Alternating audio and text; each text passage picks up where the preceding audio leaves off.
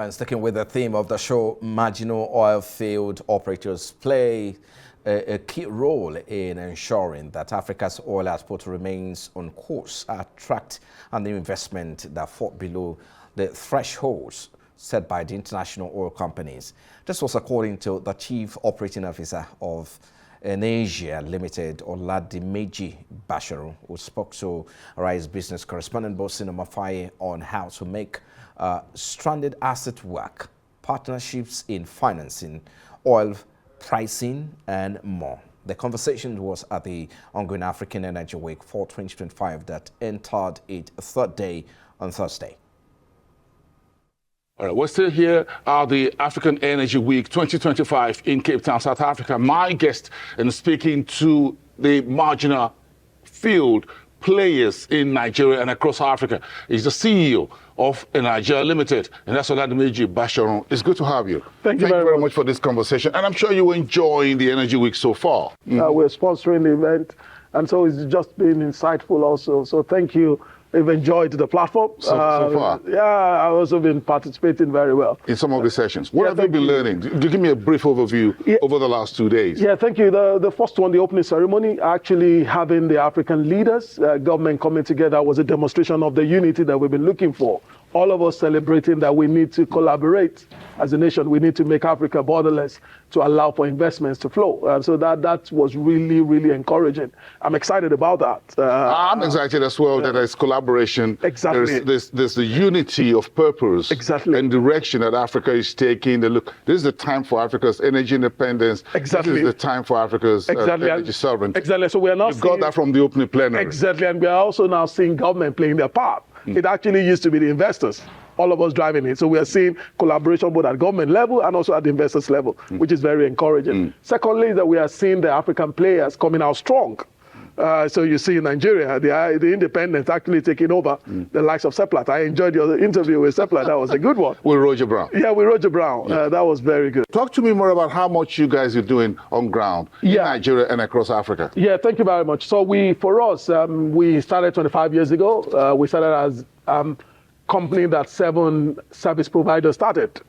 We actually started with 2,000. We peaked to over 7,000 barrels. We started with a field. We currently have 3 fields in Nigeria. How we actually play in the market is the stranded small molecules. We actually bring that to the market.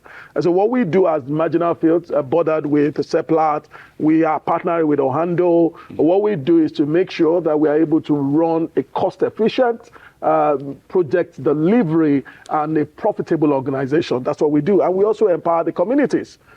For us in Nigeria, before the PIA in Nigeria, we actually give 3% of our revenue to the communities.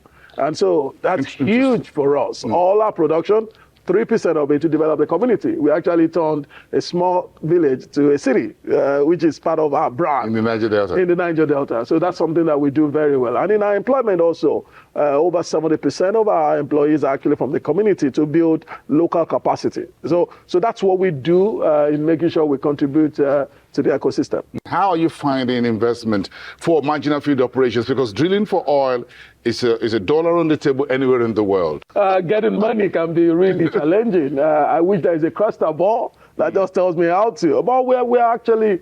In terms of partnerships, private sector investors. Exactly. So Nigerian banks have actually been useful.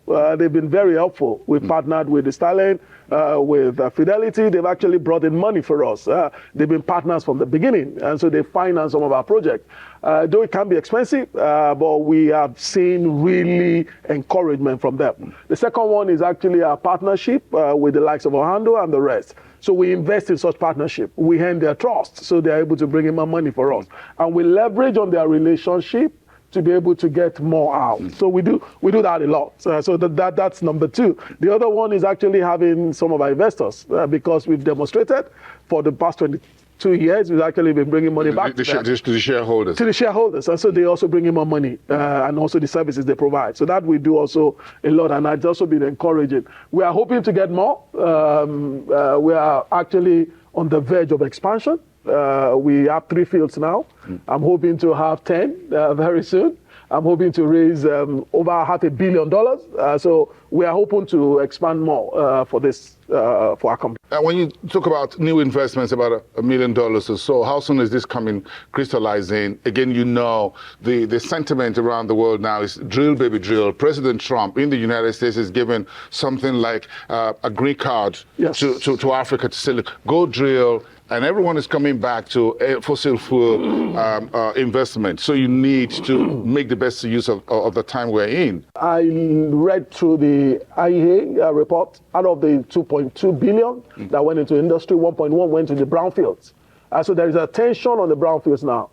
I'm planning to drill over 10 wells in the next 2 years. In brownfields? In brownfields. We are hoping to double. And so one of the things beyond also the money is actually creating the discipline and the efficiency to drill the well and be successful and be able to bring it to the market. And so that's one of the things we're also learning, to say, look, let's bring our experience to fore, where we are really well able to drill and be successful and let the barrels count. Are you worried about how oil prices are trending, globally speaking, at the moment? Yeah, well, for everybody, you'd. But one of the things that we do well is actually that we've been able to move beyond the fluctuation of the market. So we keep it so low that even when it is very low, you know the things to be able to attack, to be able to intervene on. So our cost per barrel is relatively low. And we also look for technologies that would help us to be cheaper. Recently, I just deployed AI for seismic, and that really helped me to be able to drill better. So we look for technology. We also make sure that we are disciplined with delivery, and we keep the cost low. So even the fluctuation for now, even though you are not fully immune, but at least you keep it in such a way that you can safeguard the business. That you can manage it. Yes. Yeah. Give me your final word, as it were, for the Africa Energy Week Summit. Yeah, and thank you. The theme for this year is Invest in Africa. We are part of as Africa's energy champions. Yes, we are part of that. And we are also the story of what good looks like. And so we are hoping that people would believe in this African dream and be able to invest in it. I see a bright future for African energy, and I'm really excited to be part of it. Thank you very much. Thank you. Oladimiji Bashorun, thank you so much. It's nice chatting with you here at the Africa Energy Week 2025, the CEO at Nigeria Limited, marginal field operator, making big waves in Nigeria and across the African energy sector.